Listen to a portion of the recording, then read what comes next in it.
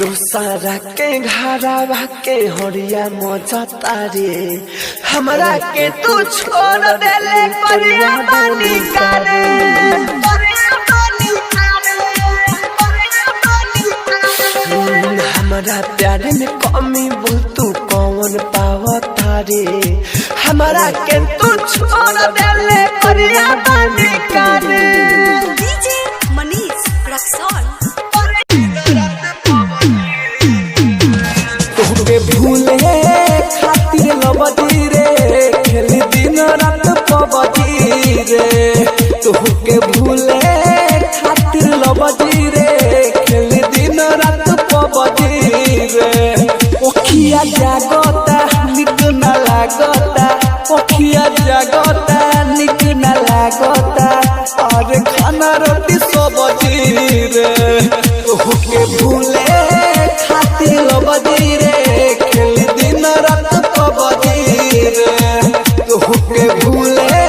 खातिर लबदी रे रोज खेलतानी पबदी रे जाने छोड़ के ससुरावा में गइलू खाके किरिया ना हमरे भइलू जवानी बर्बाद कइलू जाने हो जवानी बर्बाद कइलू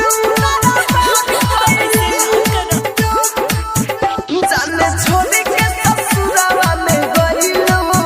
खाके किरिया ना हमरे भइलू जवानी बर्बाद कइलू जाने हो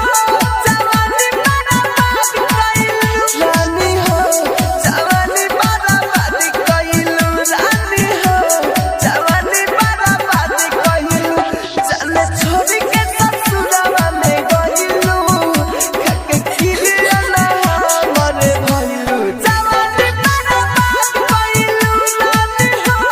जवानी बर्बाद कइलू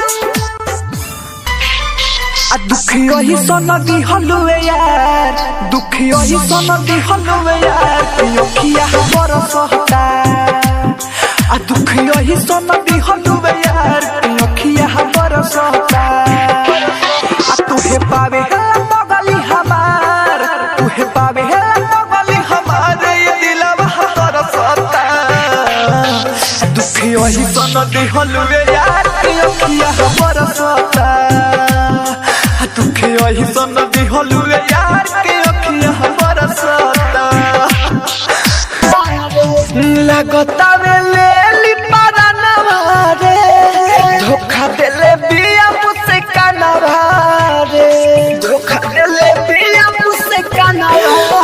रे लगता वे ले ली परानवा रे धोखा देले बिया मुझसे कानवा रे दिलवा लगवनी समझ न पवनी दिल बिया दिल पानी सनवा रे लगता वे ले ली परानवा रे धोखा देले बिया मुझसे कानवा रे खाली का जोहर के गोलिया रे बड़ा याद आवे ओकर बोलिया रे खाली का जोहर के गोलिया रे बड़ा याद आवे ओकर बोलिया रे निंदियो नया हवे है याद सतावे दोसरा घरे जाई डोलिया रे खाली का जोहर के गोलिया रे बड़ा याद आवे ओकर बोलिया रे म्यूजिक डायरेक्टर कंचन राज नीम चौक चौसीमा।